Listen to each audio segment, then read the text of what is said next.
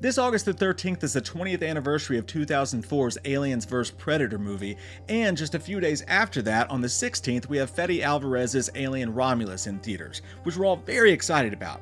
So, while we wait for our brown pants to arrive from Amazon for premiere night, we thought we would take a look back at not only the original comic book series that started it all, Aliens vs. Predator, but also the movie that almost was, that so closely resembled those comic books, written by a writer named Peter Briggs back in 1991, which we will break down for you in its entirety today. So let's talk about the original comic book series first. The results of a late 1980s brainstorming session between executives and creators, Dark Horse Comics' Aliens vs. Predator number 0 would appear on comic book stands in July of 1990. It's the kind of holy shit I'm in idea that you get once you see the alien artifact way back in Predator 2. I mean, you're not gonna not get Randy Jackson's autograph on a katana sword.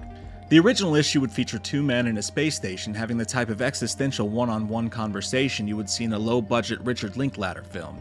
I'm thinking Tape with Ethan Hawke specifically. Meanwhile, overlaying their idealistic conversation, we see a huge alien queen strapped down and being forced to produce eggs in a very goopy fashion.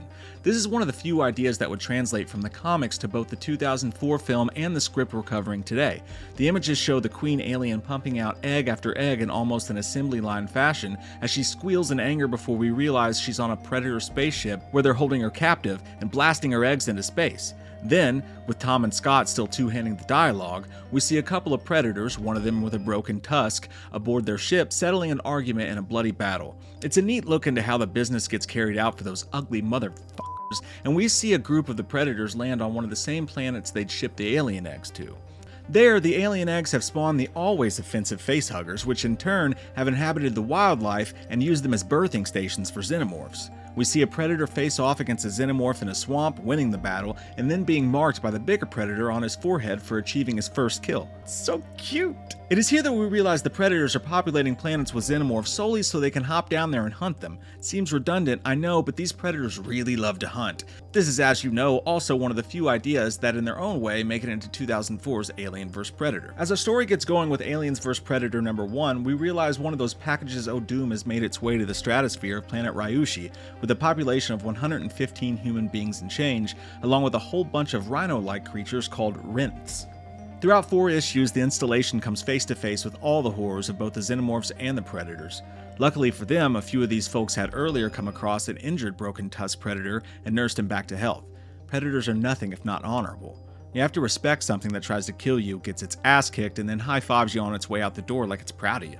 Broken Tusk and our lead character Machiko ride out the fight between the Xenomorphs and Predators together, lethal weapon style, sort of. And after a wild fight between the Predators, aliens, and human beings that included an alien queen snuck into the shipment by that sneaky bitch alien queen back on the spaceship, Machiko and Broken Tusk are left barely standing.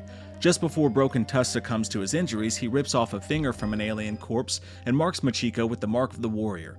The company declares the installation on Ryushi a write-off and pretends this whole Jurassic Park level fuck-up never happened and moves everyone who survived to a safer place. Machiko, though, stays behind and lives off the land, waiting for the next batch of eggs to hunt. Now, this isn't the only Aliens vs. Predator story by far. It's a series that runs all the way through the 2020s, but it is the lead up and basis for our main story today and our focus of today, which is the 1991 script for Aliens vs. Predator: The Hunt by Peter Briggs. Somewhere at the dawn of the 1990s, huge Alien fan and writer Peter Briggs was working for Paramount UK in the science fiction idea department and not having a lot of luck. As he puts it, nothing I came up with they wanted to do. The crunch came when I suggested Starship Troopers and was considered by Paramount 1950s crap. The next week, TriStar Pictures picked it up for Paul Verhoeven, and you know the rest. So, frustrated after working for Paramount for almost an entire year, Briggs is one day on a rainy day at a Mega City Comics, and he comes across Alien vs. Predator just sitting there on a newsstand in one of those lucky moments. He picks it up, buys it, and goes across the street in what sounds like a lovely afternoon to a place called the World's End Pub, which I did not know was a real thing and would very much like to visit. There, over a Guinness, again it sounds like an awesome day, he read Aliens vs. Predator and decided right there that he wanted to make this into a script. So from there, Briggs decided to read the episodes monthly and cherry pick the best moments of them to put in his script and eventually try to get it in the hands of the right people. So eventually, Peter hands his script to a new representative of his named Steve Kinnis. Steve Kinnis takes one look at the cover of this, Aliens vs. Predator, and says, "Do you have any idea how hard it's going to be for me to sell this?" This is something Peter's used to at this point because all of his friends have been giving him crap for a while about this crazy pipe dream of having this script sold. And honestly, it's one of those rare cases where you can't blame the unbelieving friends in the situation. It's hard enough for a new writer to get a low-budget indie movie off the ground, horror or whatever, much less a huge budget involving two of the most popular sci-fi characters in the world. Grow up, Count Chocula, Peter Pan! And yet, it worked. So Briggs gives him the script, and a couple days later, he's sitting in his garden, I shit you not, painting a model of Ripley's power loader from Aliens in his garden, in case you're wondering what kind of fan he was, and he gets a phone call from Steve who says, "This script is the greatest thing I've ever read." Fast forward just a couple days after that, he gets another phone call, and Steve says, "Are you sitting down? Because we just sold the script to 20th Century Fox."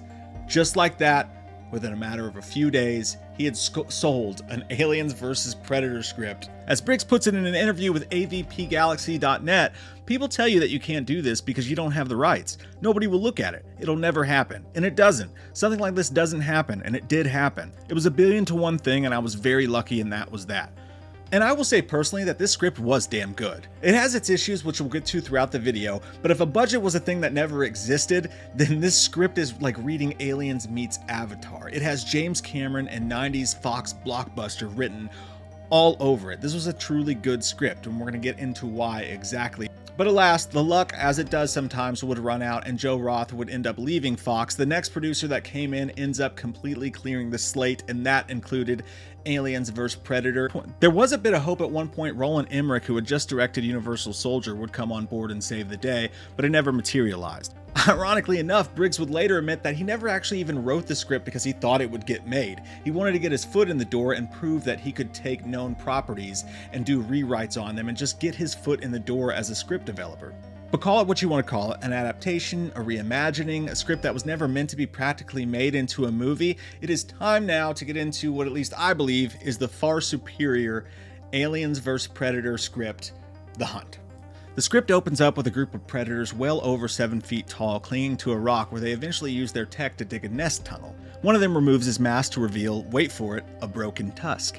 The group eventually finds what they are looking for in the form of facehuggers and aliens, and a battle unfolds. There's some great imagery in these scenes, including a moment where a predator shoots an attacking xenomorph in the face at close range, resulting in the acidic alien blood burning his flesh, as we learn that the predator armor is resistant to the alien blood, but they themselves are not.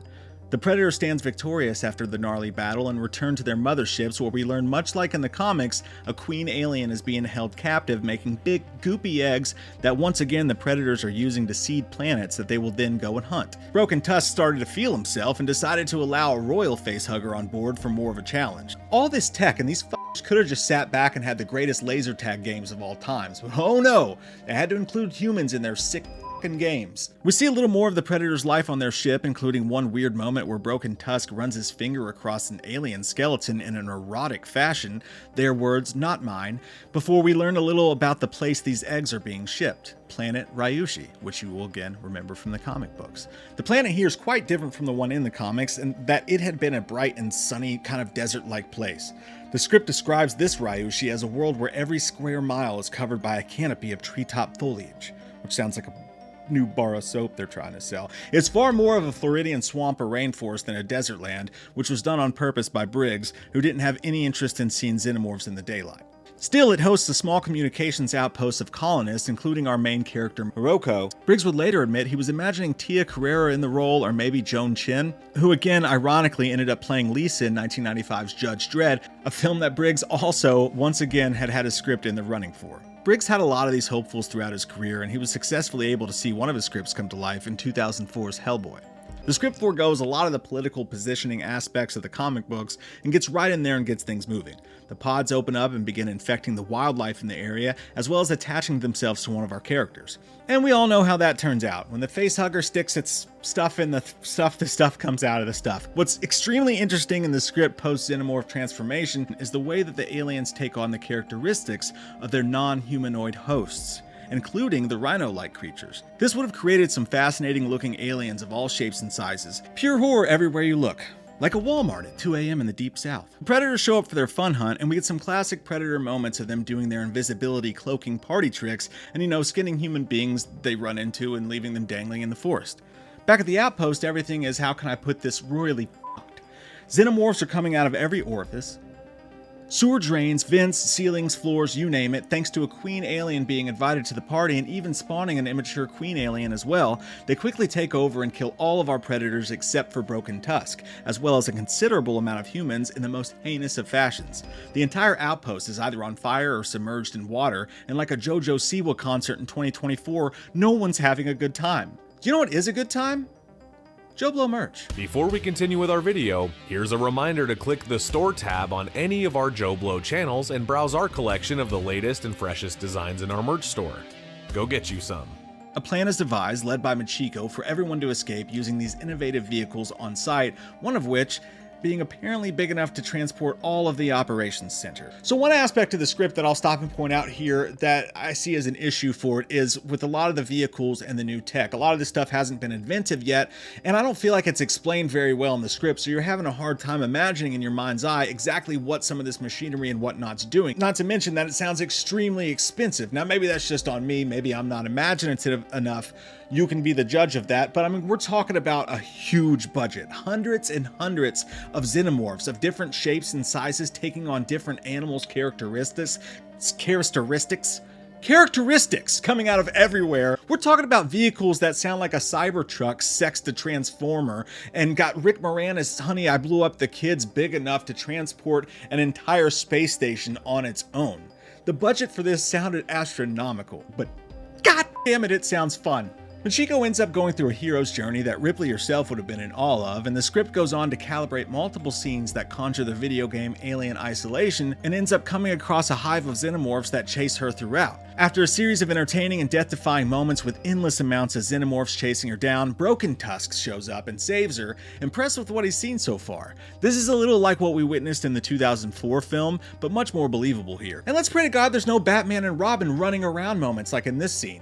No offense to Alexa Woods, but Machiko wasn't just in here talking about safety protocols and getting lucky with the action scenes. She was on her John McClane shit. Broken Tusk uses his dead pal's self-destruction device to obliterate most of the remaining aliens, and then very much so like what takes place in the comic books, Broken Tusk is severely injured, dripping in green goo, engages in a fight with the last remaining Xenomorph attached to their aircraft. Just before she's overtaken by the creature, Broken Tusk headshots it with a pulse rifle before dying. And we see the USCM aircraft arrive just as the Predator spaceship lands. So what's wild here is that the Predators, when they land, they don't just offer her their typical, hey, high five, you kicked one of our asses, or in this case, you helped one of us out. They don't even offer her a trinket from the, dentist treasure chest after you were a good girl during the visit, like they typically do. No, they invite her to come on their ship with them. They're so impressed with her. And what's even crazier is, she goes. She just walks right in that thing and the door's shut behind her and it shoots off into space. She doesn't even know if they have human being food or water on that thing. It's not like they're up there doing ice cream sandwich parties. Anyway, it's a fascinating thought, terrible decision, but a fascinating thought and a hell of a way to end a really good script that was so action-packed. I cannot begin to tell you guys, if they just scaled this thing, just tightened it a little bit and grabbed a really experienced director like a James Cameron or hell, a John McTiernan to handle this thing, this could have been a special movie. Again, it would have had to be scaled down for sure. But obviously James Cameron would have never done it because he absolutely loathed the idea of an Aliens versus Predator. But I can't say it enough, nonetheless, this thing reads like a James Cameron epic. Hundreds and hundreds of Xenomorphs, Predators, diving off of roofs and onto helicopters, death and dismemberment by the bucketful. This was a fun script. I wish we could see this movie, but this is the next best thing to it, and you can find the script for yourselves online and more JoBlo videos like this one. Thank you all for taking the time to hang out with us today, and we'll see you soon.